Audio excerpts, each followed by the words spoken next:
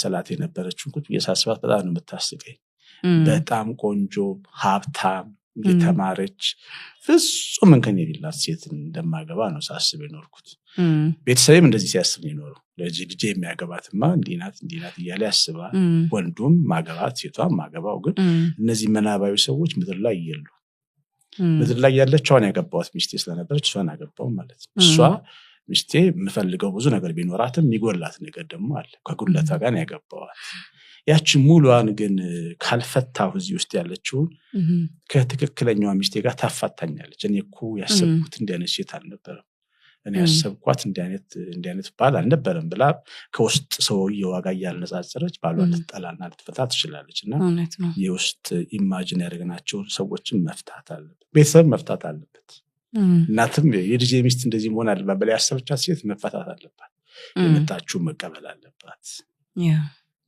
እና ይሄ ከመተው ጋር የሚገናኝ ሐሳብ እና ሁለቱም አንድ ስጋ ይሆናሉ የሚለው ሐሳብ ይዛመዳሉ ማለት ነው ለምሳሌ ልጆች ሰው ልጆች ስጋዎቼ ናቸው ስጋዎቼ አልፈታም ያጠፉ ያበሳጩኝ በናደድ ልጆቼ ናቸው ሰው ልጁን ይፈታል ለምን ስጋው ሰው እህቱን ይፈታል ሰው ወንድሙን ይፈታል እናቱን አባቱን ይፈታል ስጋ በአንድ ማህፀን የተኛ ወንድማማች አይፈታም አንድ ስጋ ማለት ትልቁ ሚስጥር በዚህ ልክ መዛመድ ማለት እንደ ባዳ ተይት አንዳንድ እንደዚህ አይነት ነገር ሳንቀበል ነው የምንኖረው ቀላል ይመስላል መፍታትን እንደ አንድ አማራጭ ይዘን ወደ ትዳር እንመጣለን የመኪና ውስጥ ስፖርት ኮማንድ እንደምንይዘው ፍቺን ስኮርት አድርጎ ትዳር ላይ መምጣት ምክንያት ሲገኝ ለመፋታት በር ይከፍታል ግን እስከ መሞት ድረስ እስከ መቃብር ድረስ በእኛ ቤተክርስቲያን ላልፈታው ቃል ስንገባ ተክሊል ስናደርግ ቤተክርስቲያን ውስጥ ምንለው ኪዳን ይሄ ነው መከነች ተቆረች ከሳች በየሰላል ላልተዋት በእግዚአብሔር ፊት ቃል ገባለሁ ብዬ ነው ሚስቴን ማግባው እና እስከ መቃብር እስከ ሞት ድረስ ሞት እስኪፈታን ድረስ መኖርን አስበሽ ነው እንጂ ፈታለሁ ብሎ ማሰብ አይገባም ሰው ስጋውን እንደማይፈታ ማለት ነው እና አንድ ስጋ ይሆናሉ ማለት በዚህ ልክ ይዛመዳሉ ማለት ነው ሁለተኛው ያው ሩካቤ ይፈጽማሉ ማለት ባልና ሚስቶች አንድ ስጋ ይሆናሉ ማለት ከማንም ሰው ጋር አንድ ወንድ አንድ ስጋ መሆን የለበትም ከማንም ሴት ጋር አንድ ወንድ ከማንም ሴት ጋር አንድ ወንድ ከማንም ሰው ጋር መተኛት የለበትም ከሚስቱ ጋር አንድ ስጋ መሆን ያለበት ከአባትሽ ምረጪ ወይ ከእናትሽ ምረጪ አይነት ነገሮችን ያስቀምጣል ብዙ የማይወዳደሩ ነገሮች ሁለቱም የራሳቸው ሮል ያላቸው ነገሮች በቃ ከኔና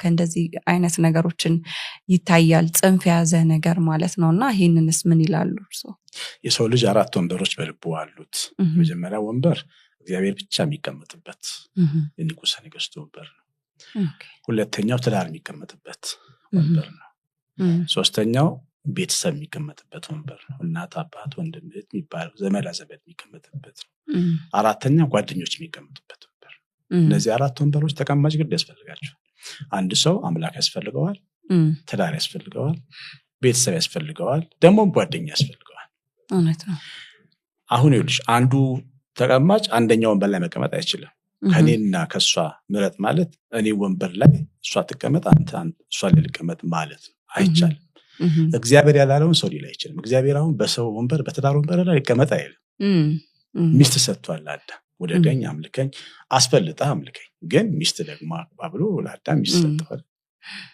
ትንሽ ቅር ያለው ሚስቱን ከእግዚአብሔር በላይ ስላየ ለምን ከኔ ይልቅ ሚስትን ካልሰማ ብሎ ነው ግን ሚስት ግን አግባ ብሎታል የሚስቱ ወንበር ላይ እግዚአብሔር መቀመጥ አልፈልግም ስለዚህ እናት መቀመጥ የለባትም የሚስት ወንበር ላይ መነሳት አለባት ቦታዋ ላይ ነው እናት ነች ማንንም አይተካትም እንደ አይነትም ተራ መደራደሪያ ማምጣት የለባትም የሚያስቀምጥ መደራደሪያ ነው ምክንያቱም የእናትን ቦታ ሚስት አትተካም የሚስትን ቦታ ደግሞ እናት አትተካም ሁሉም የራሱ ድርሻ አለው ወንበሩ ላይ የሚቀመጠው በመለኮታዊ ስልጣን ሁሉም የራሱ የሆነ ኳሊቲ ያለው ቦታ አለው እናት በማንም አትተካም ሚስት ልትሆን ትችላለች ሚስት ናት ጓደኛ የሚያስፈልጋል አንዳንዴ የት ትሄጃለሽ ለባልሽ ሁሉ ነገር እኮ አታወሪ የሴት ወሬ እኮ አለ ከማጋ ታወሪያለሽ የወንድ ወሬ አለ ኳስ አለ ፖለቲካ አለ ምን አለ ወንዶች ለብቻ የምናወራው። ሁሌ ሚስት አግብቶ ስለ ኳስ ቢያወራት ሊሰለቻት ይችላል እሷ ስለማትወድ።